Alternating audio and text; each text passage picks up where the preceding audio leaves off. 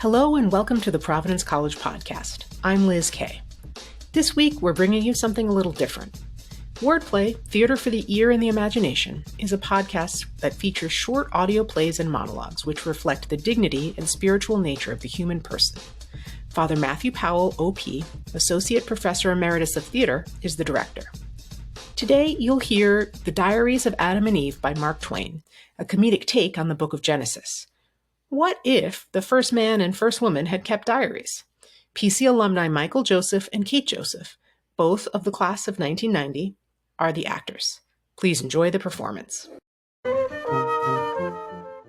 Wordplay, Theater for the Ear and the Imagination, presents an audio play entitled The Diaries of Adam and Eve by Mark Twain. In 1893, the great American humorist Mark Twain wrote a story entitled Extracts from the Diary of Adam, based on the comic premise that the first man kept a diary. This humorous twist on the book of Genesis proved so popular with readers that 12 years later, in 1905, he wrote and published a companion piece entitled Eve's Diary.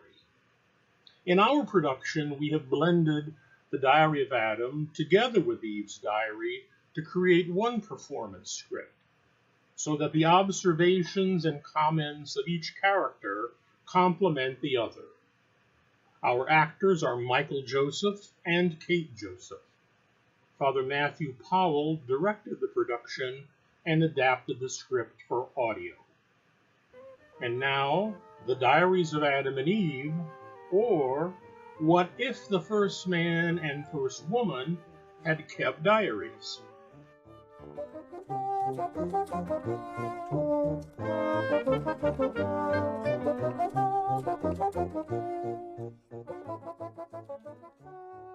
Saturday. Dear Diary, I am almost a day old now. I arrived yesterday. This is as it seems to me. And it must be so, because if there was a day before yesterday, I was not there when it happened, or I should remember it. I feel exactly like an experiment. Sunday. Dear Diary, the new creature with the long hair is a good deal in the way. It is always hanging around and following me about. I don't like this. I am not used to company. I wish it would stay with the other animals. Cloudy today, wind in the east. Think we shall have rain. We? Where did I get that word? Oh, I remember now. The new creature uses it. Sunday. Everything looks better today than it did yesterday. In the rush of finishing yesterday, the mountains were left in a ragged condition, and some of the plains were so cluttered with rubbish and remnants that the aspects were quite distressing. Noble and beautiful works of art should not be subjected to haste, and this world is indeed a most noble and beautiful work, and certainly marvelously near to being perfect, notwithstanding the shortness of time in creating it. There are too many stars in some places and not enough in others, but that can be remedied presently, no doubt. Monday. The new creature eats too much fruit. The trees are going to run out. Tuesday. I followed the other experiment around yesterday afternoon at a distance to see what it might be for if I could.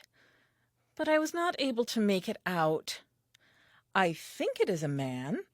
I had never seen a man, but it looked like one, and I feel sure that is what it is. I realize that I feel more curiosity about it than any of the other reptiles. It has no hips. It tapers like a carrot. When it stands, it spreads itself apart like a derrick. Maybe it is architecture. I was afraid of it at first and started to run every time it turned around, for I thought it was going to chase me. But by and by I found it was only trying to get away. So after that I was not timid any more, but tracked it along for several hours, about 20 yards behind, which made it nervous and unhappy. At last it was a good deal worried and climbed a tree. I waited a while, then gave up and went home. Sunday. This day is getting to be more and more trying. It was selected and set apart as a day of rest. I had 6 of them per week already. This morning found the new creature trying to knock apples out of that forbidden tree. Tuesday. It is up in a tree again, resting apparently. It looks to me like a creature that is more interested in resting than anything else. Tuesday.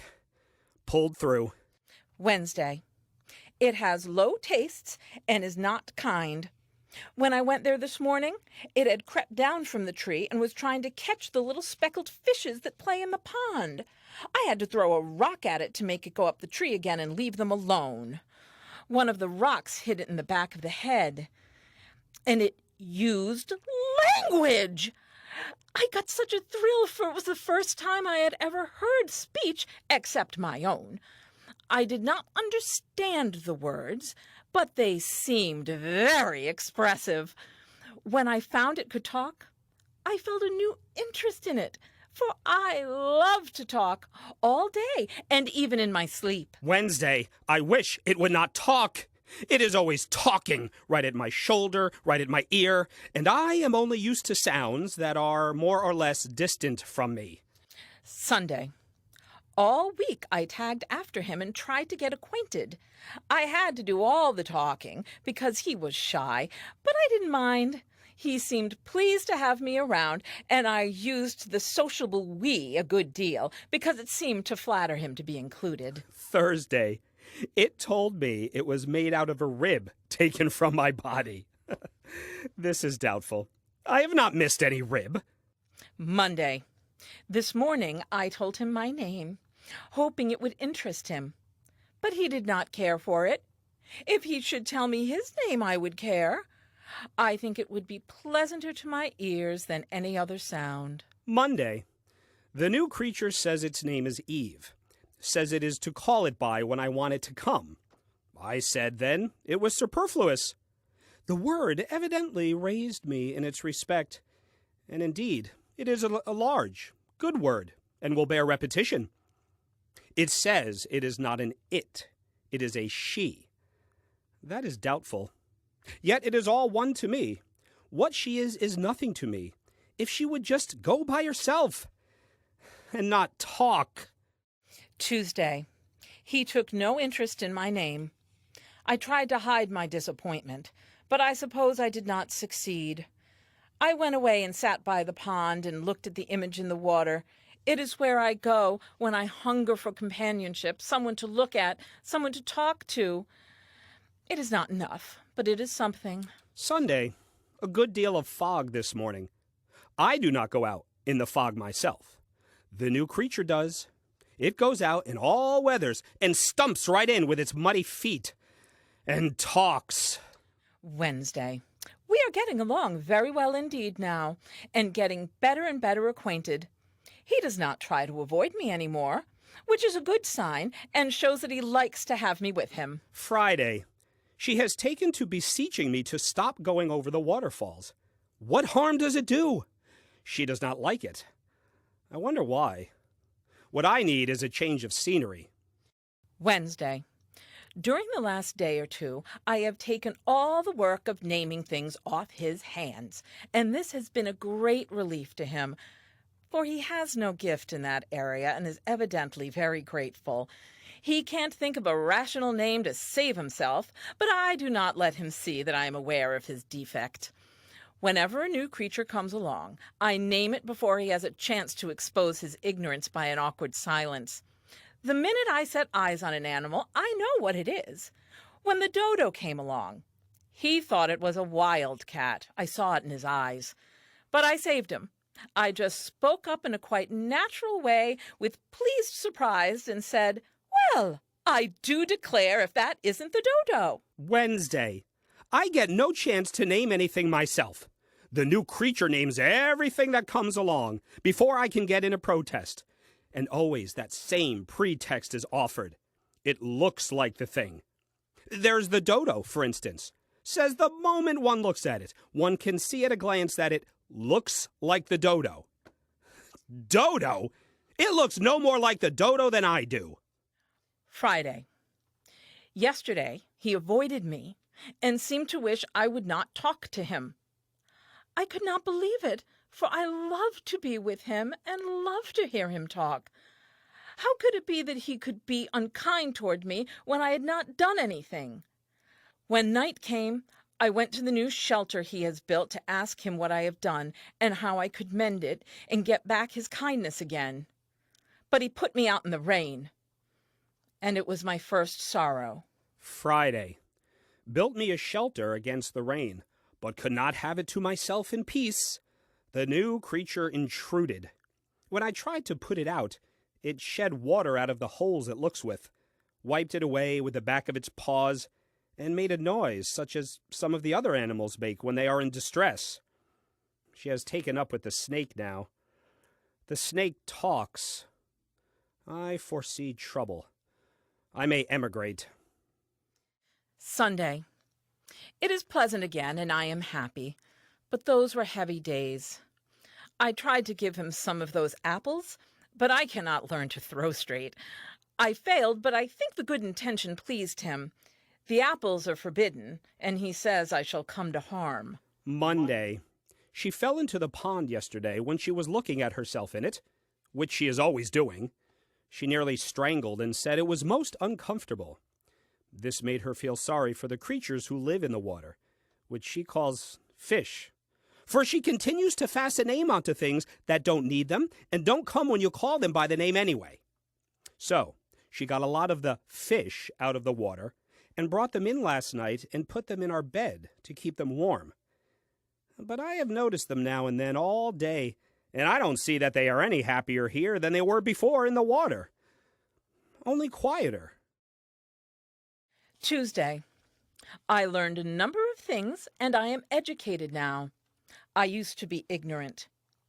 At first, it used to vex me, because with all my watching, I was never smart enough to be around when the water was running uphill.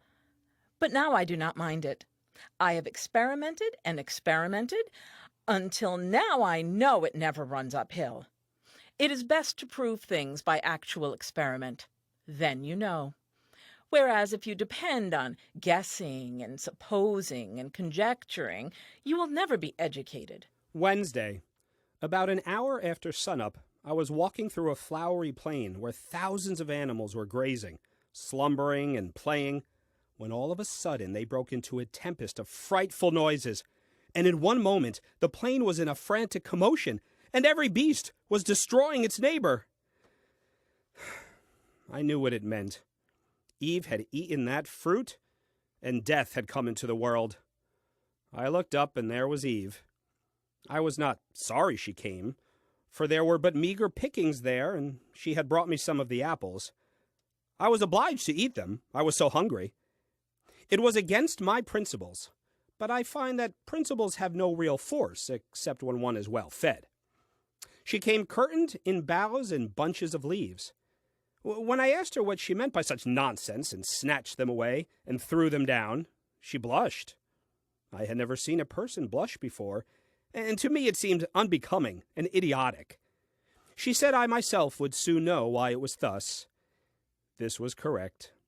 Hungry as I was, I laid down the apple, half eaten, certainly the best one I ever ate considering the lateness of the season, and arrayed myself in the discarded boughs and branches.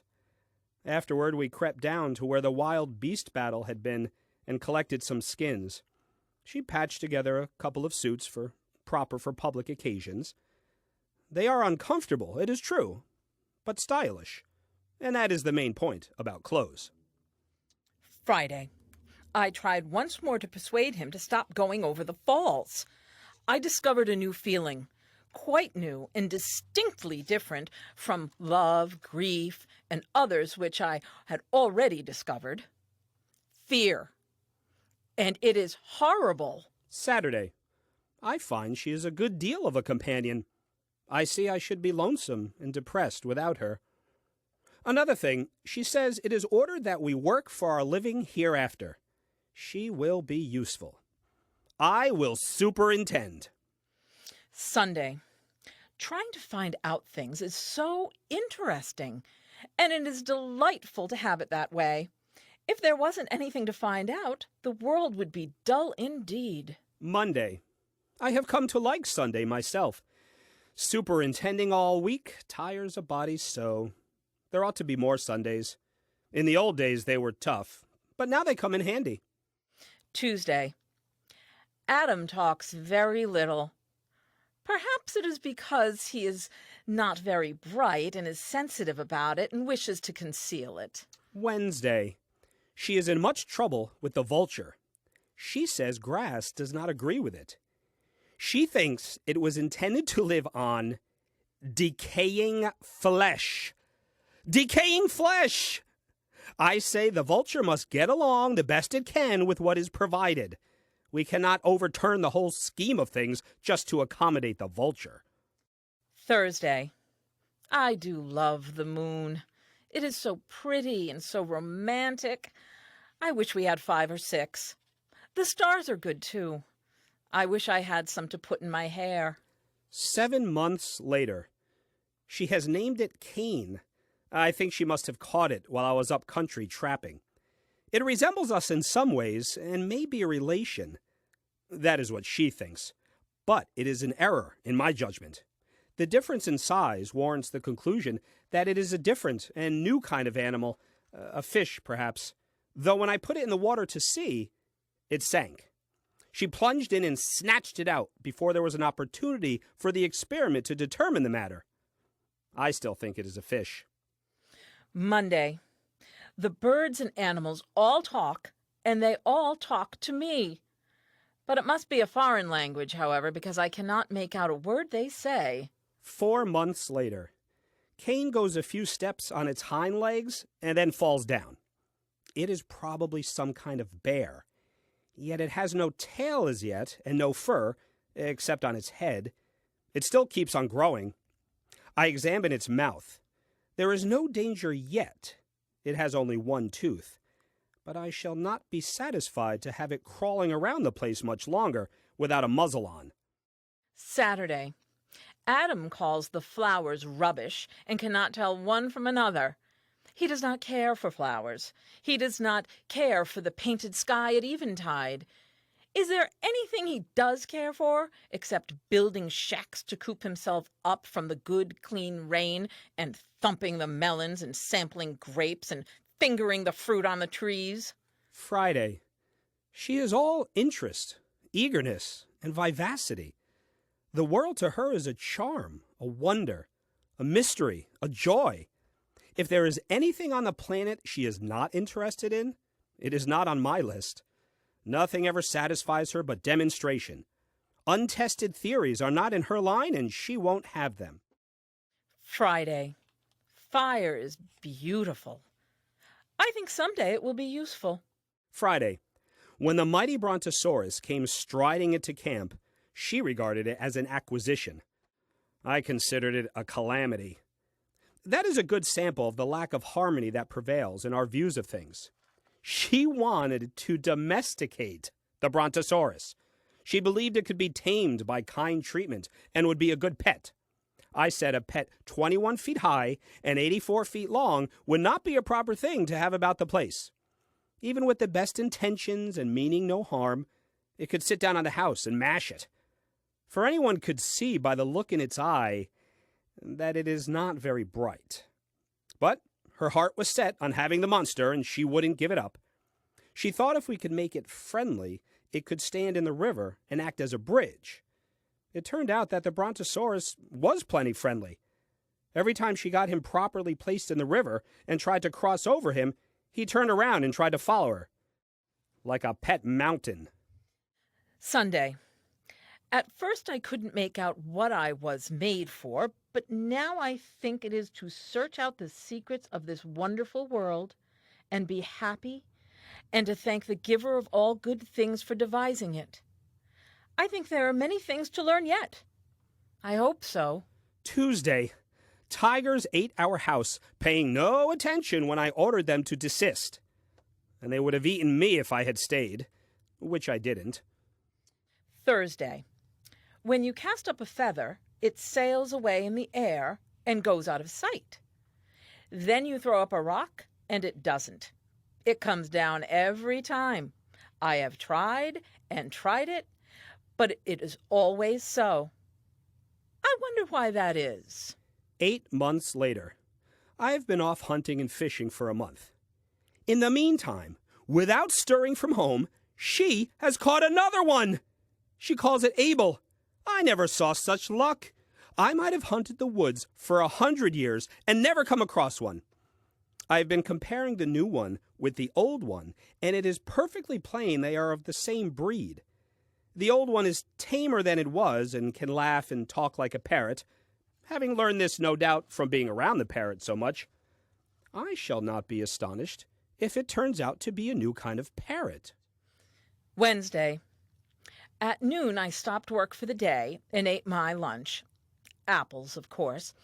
Then I took my recreation by flitting about with the butterflies and birds and reveling in the flowers, those beautiful creatures that catch the smile of God out of the sky and preserve it. 7 years later. They are boys! We found it out a while ago. It was their coming in that small, immature shape that puzzled us. Abel is a good boy, but if Cain had remained a bear, it would have been an improvement. Friday. The garden is lost, but I have found him and am content. He loves me as well as he can. I love him with all my strength. If I ask myself why I love him, I find I do not know. I love certain birds because of their song, but I do not love Adam on account of his singing. His singing sours the milk. Yet I ask him to sing because I wish to learn to like everything he is interested in. Sunday. I think I could enjoy looking at her. Indeed, I am sure I could, for I'm beginning to realize that she is a quite remarkably comely creature. Rounded, shapely, graceful. Once, when she was standing marble-white and sun-drenched on a boulder, watching the flight of a bird, I recognized that she is beautiful. Monday. It is not because of Adam's gracious and considerate ways that I love him. It is not on account of his chivalry. No, he lacks in those regards. But he is well enough, so, and improving. At bottom he is good, and I love him for that. But I could love him without that. He is strong and handsome, and I love him for that. But if he were plain, I should love him. He is as God made him, and that is sufficient. This kind of love is not a product of reasoning and statistics. It just comes. None knows whence, and cannot explain itself, and doesn't need to. 10 years later. After all these years, I see that I was mistaken about Eve in the beginning. At first, I thought she talked too much. But now I should be sorry to have that voice fall silent and pass out of my life. 20 years later. It is my prayer. It is my longing that we may pass from this life together, a longing which shall never perish from the earth, but shall have a place in the heart of every wife and husband who loves until the end of time. At Eve's grave, wheresoever she was, there was Eden.